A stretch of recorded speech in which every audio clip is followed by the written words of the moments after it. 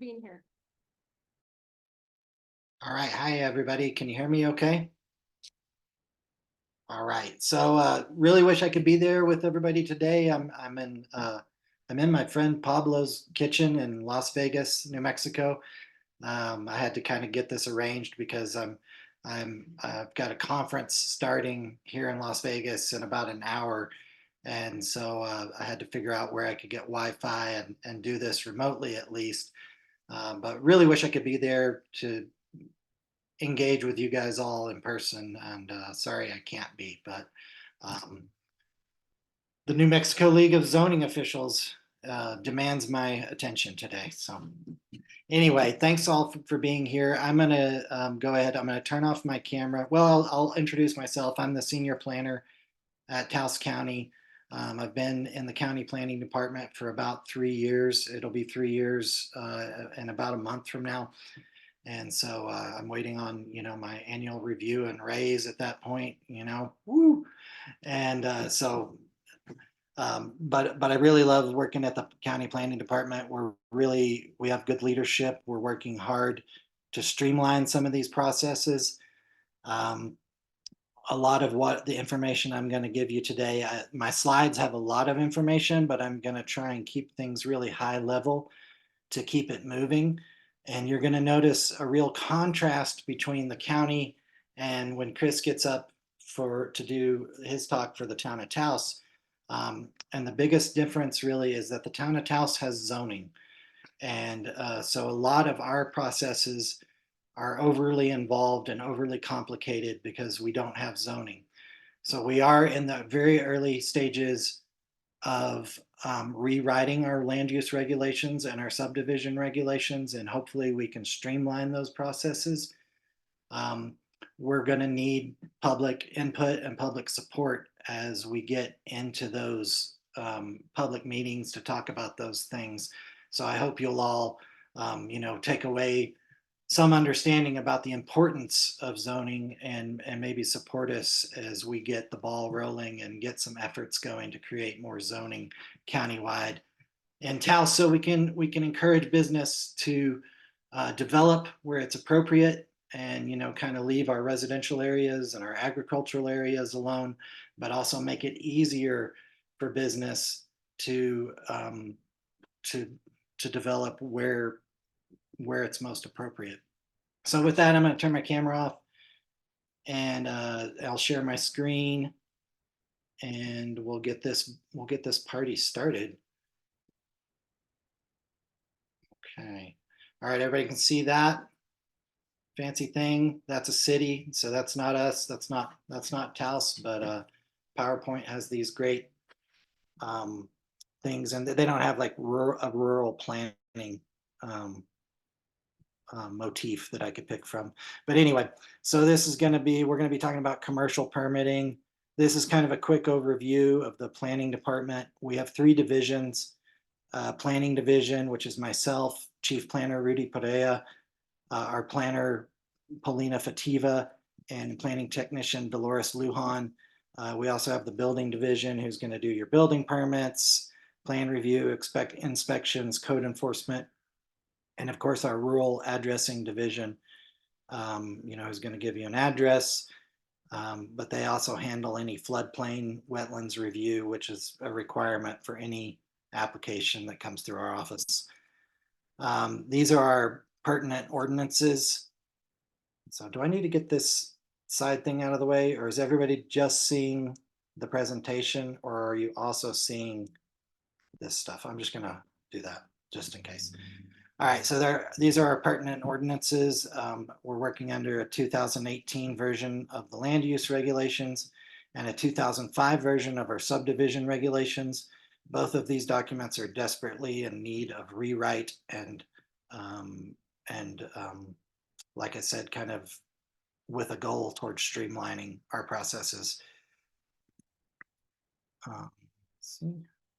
Okay. Oh, hold on. Okay, so I said there's a lack of zoning in the county. That's mostly true, but there are these 2 neighborhoods, Upper Las Colonias neighborhood and the Stagecoach neighborhood. If you're wanting to start a business in either one of these neighborhoods, give us a call and we'll talk about what that looks like, because there is more traditional land-based zoning, Euclidean zoning with, your pretty colorful maps. This is always difficult for me because I'm colorblind. So we're going to have to, as we do more zoning, we're going to need to maybe figure out something a little different so I can actually read these maps.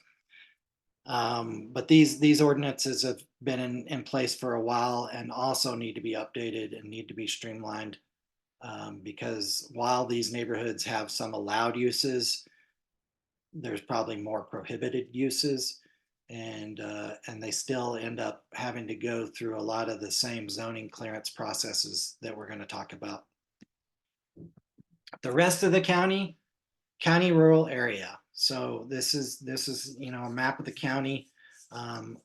Luckily, there's gigantic swaths of the county that we don't have to deal with because it's public land.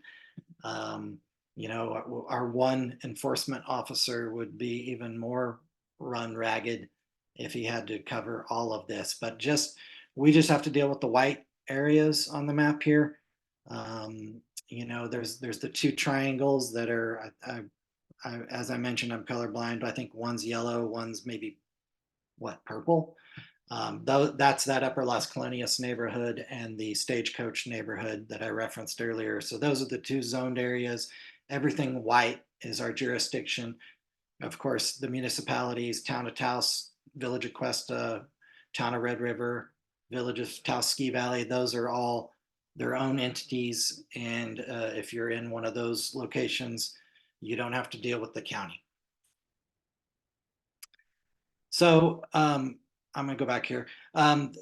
Because the majority of the county is this county rural area, what that means is there is no traditional land-based zoning. There are no allowed uses per se. There are no set guidelines. There are some set guidelines within. There are performance standards and things like setbacks that are enforced countywide, and those are part of the county land use regulations. But in terms of this being residential property or commercial property, that doesn't exist within the county rural area.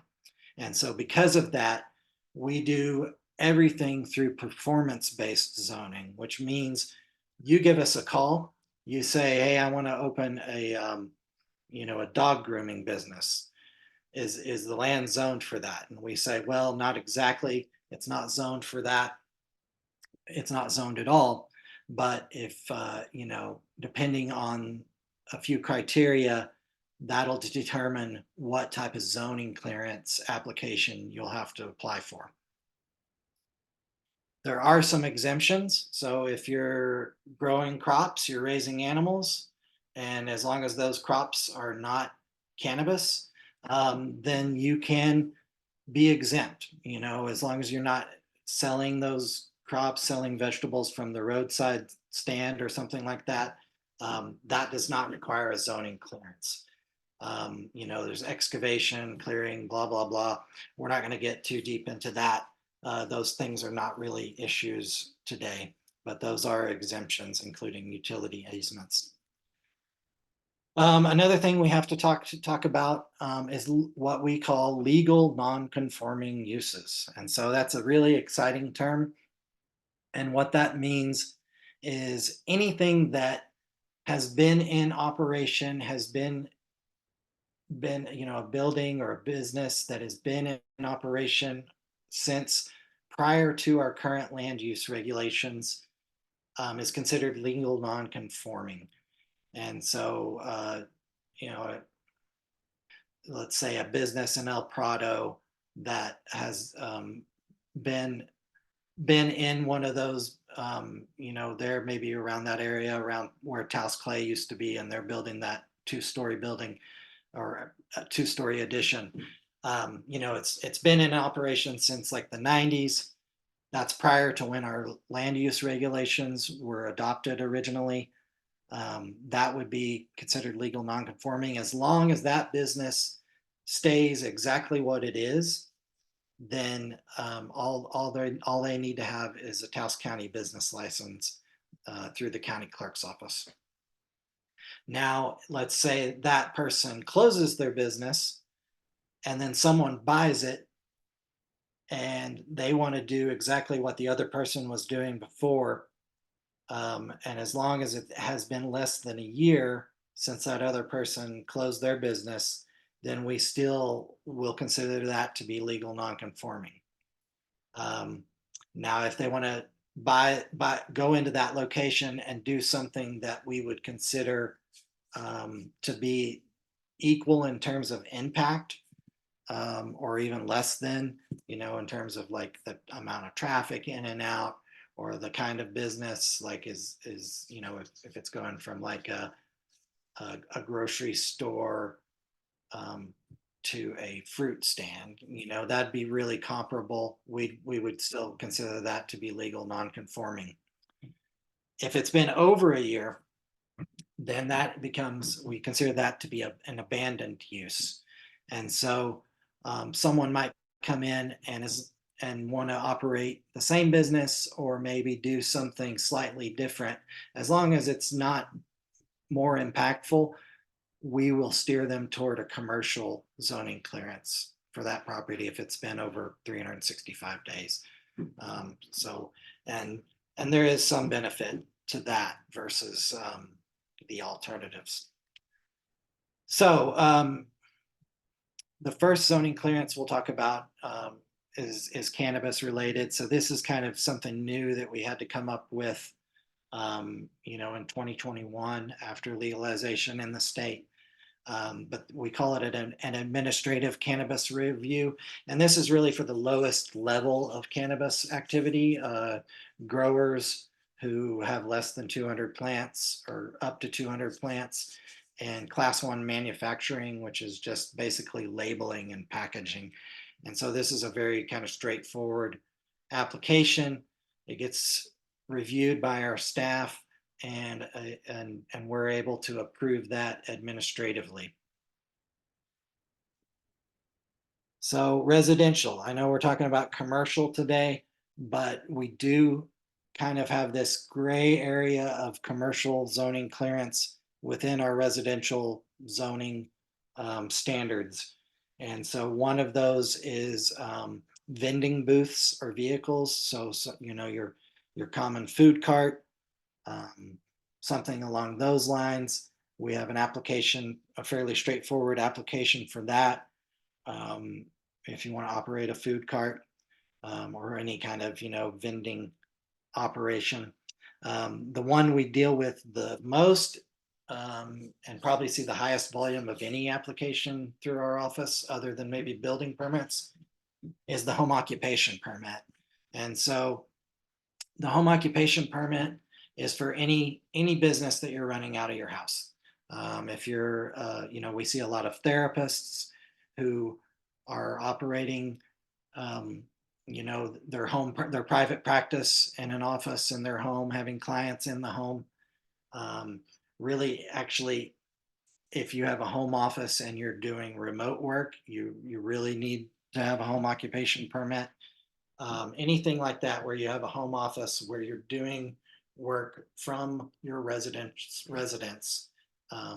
Right now, short-term rentals are also permitted through home occupation residential zoning clearance, but we have a draft ordinance to more stringently and appropriately regulate short-term rentals as their own thing. And so hopefully those will be taken out of the home occupation world within, months, I hope.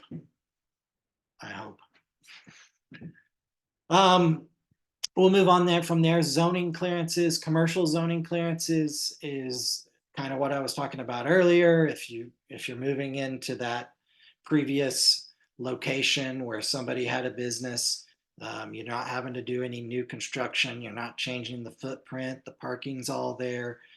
The drainage is adequate. All of those good things. you get to do is a commercial zoning clearance. And so it's a fairly detailed application. We'll have a pre-application conference with you and go over all the information.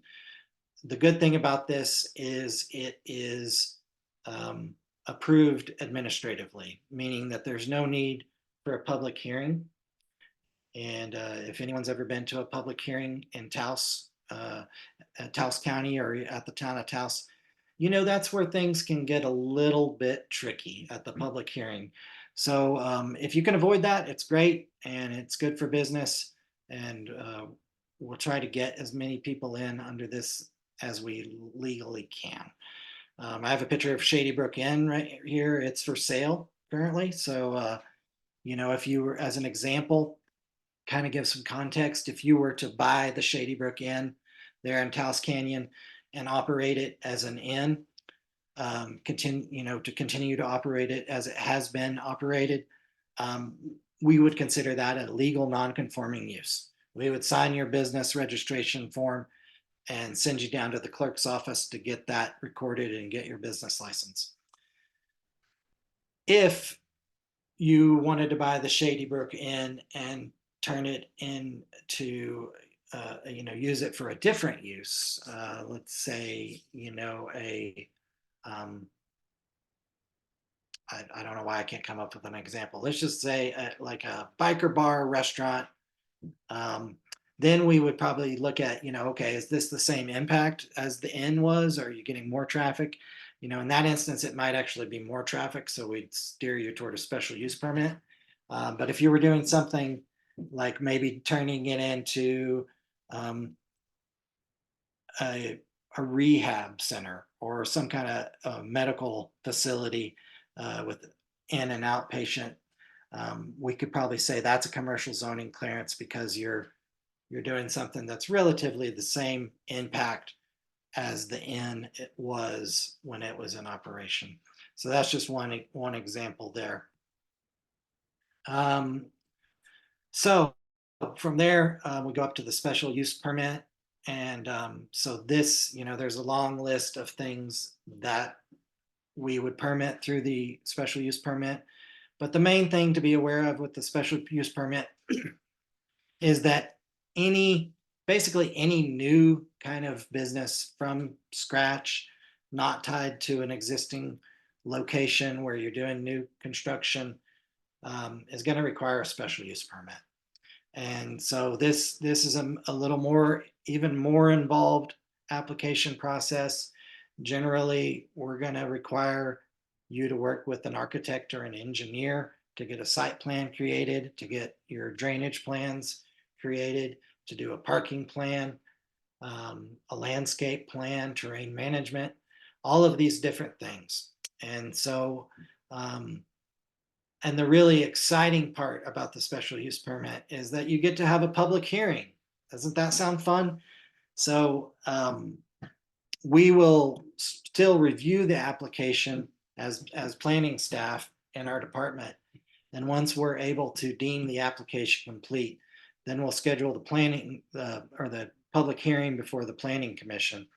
And they will be the ones to decide whether your special use permit gets approved, denied, or in many cases approved with conditions. And so the beauty of that is that once they've made their decision, it's still not over because there's a 30-day appeal window.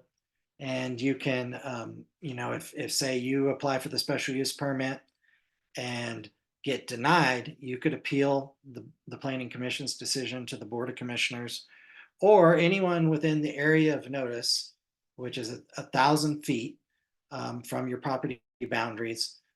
Anyone who owns property within that 1,000 feet, if they did not like the proposed use that you were recommending as part of your special use permit, they could potentially appeal the planning commission or the planning commission's decision to the board of county commissioners.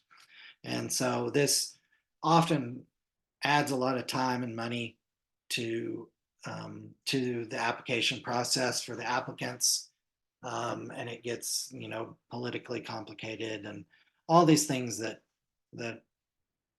add a lot of stress. And so hopefully as we get more zoning in the future, we can do more, or I mean less, please, less special use permits, and get things done a little more quickly.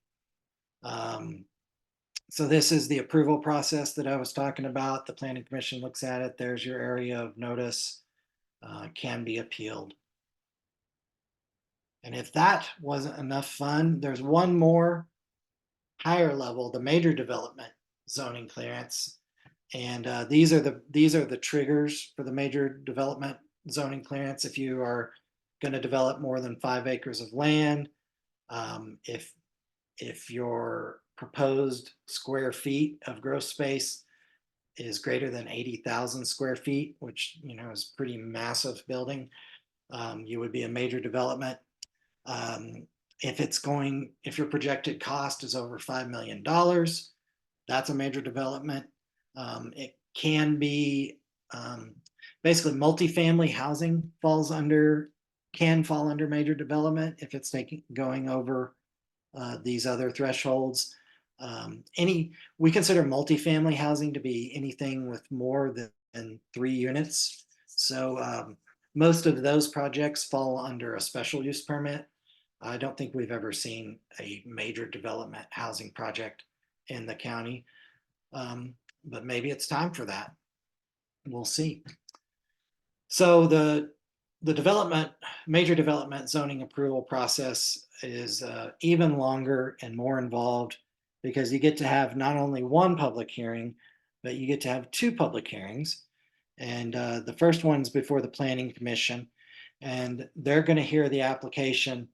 They're not going to make a decision. They're going to merely make a recommendation of approval or denial to the Taos County Board of Commissioners. And then that second hearing will be before the Board of Commissioners, and they will be the ones to make that final decision.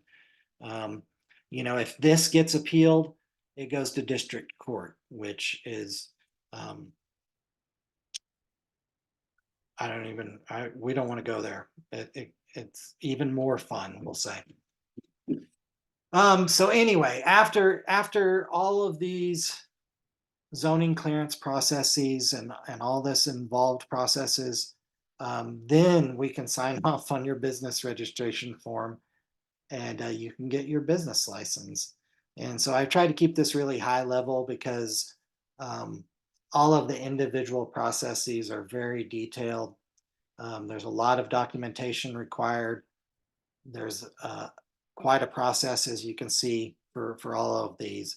But we're always here to help you through that process, to facilitate the process. Myself, Rudy, Polina, we want to work with the applicants to help facilitate the process as best we can. Here's some of the timelines for these processes. Your home occupation, really, you're looking at 1 to 4 weeks for approval. Your administrative cannabis, administrative zoning permits, commercial zoning clearance, those are all going to be in the 1 to 3 month range.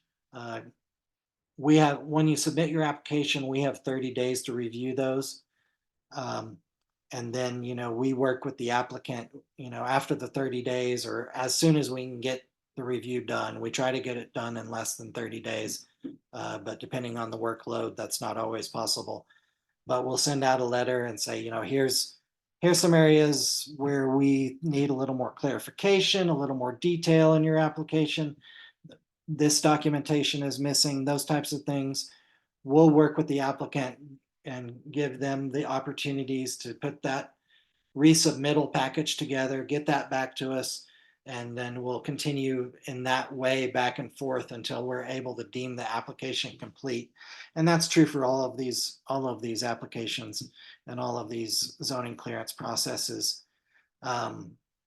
With the special use zoning clearance, you're looking at 2 to 5 months. I would say it trends upward of the 5, because of adding the extra month for the public hearing, and having to meet the Open Meetings Act notification requirements, which is, typically you've got to give notice at least 15 days in advance of public hearing, through newspaper posting on the property, and mailing out to all those individuals in the area of notice.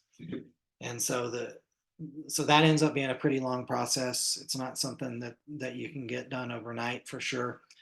The major development zoning clearance, you're really going to invest some time there because of the intricate nature of the application itself. We have 90 days to review that. We also oftentimes will be required to submit the application to other agencies like the Department of Transportation or local water and sewer boards, SECIA commissions. All of these different agencies will need to have an opportunity to review the application and offer feedback. And then once we deem it complete, the first public hearing needs to happen within 45 days of the application being deemed complete. And then the second public hearing will happen roughly 45 days after the Planning Commission's decision is recorded. And so with all of these, there's the 30-day appeal window. We always tell people, it's probably in your best interest not to move forward and start your development during that 30-day appeal window, because if an appeal is filed and you end up losing that appeal, then it's all for naught. So we don't see that very often, but it has happened. So with all of that, I know it's a lot of information. The thing I recommend the most is to just call us. Really, the best contacts are Rudy Perea, our chief planner, and myself. And we're always happy to answer questions. We on all of these applications, other than the home occupation, we require a pre-application meeting. But if you're just sort of thinking about getting something done, we're always happy to have a more informal meeting where we can just kind of discuss your options and talk about what the best path forward might be in order to get your zoning clearance. So with that, I'm really happy to hear whatever questions you guys all may have, and we'll go from there. And thanks again to Hive and to the Chamber for having us here. Larry, I saw your hand waving.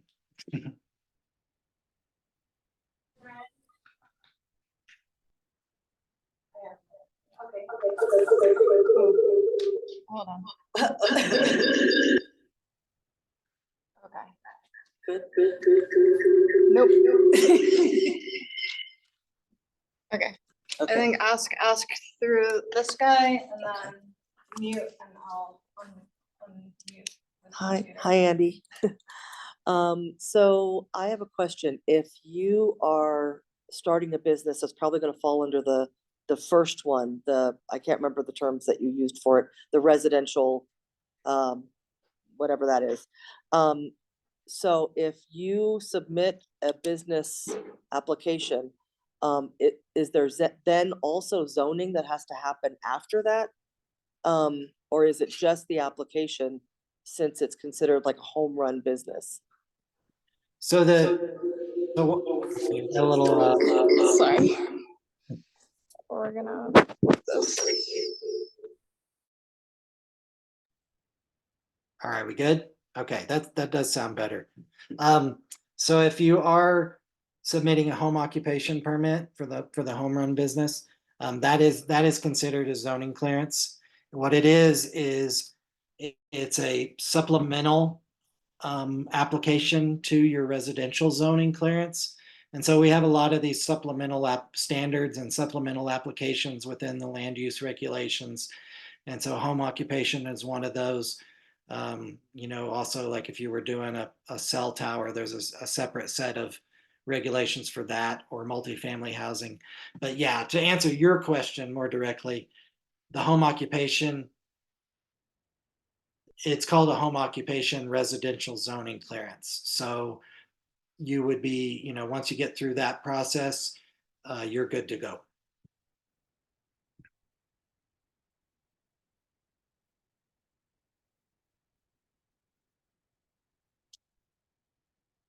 So I'm not hearing anyone.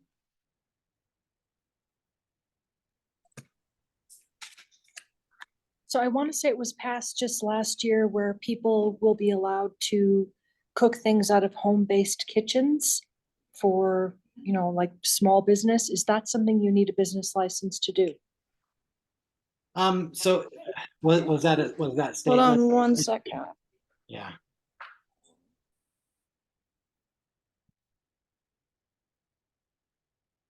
So, okay, so I missed the first part of that, but it sounded like maybe you were referencing some state legislation that allows for home-based cooking.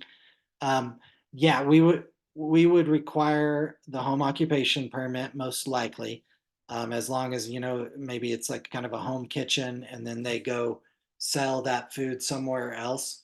But we would also, in that situation, you'd have, you know, as part of your home occupation permit, we'd have to see all the applicable permitting from the environmental department, from the New Mexico Environmental Department, showing that your kitchen's been inspected, and that you meet all their standards for food preparation and that sort of thing. I hope that answers your question.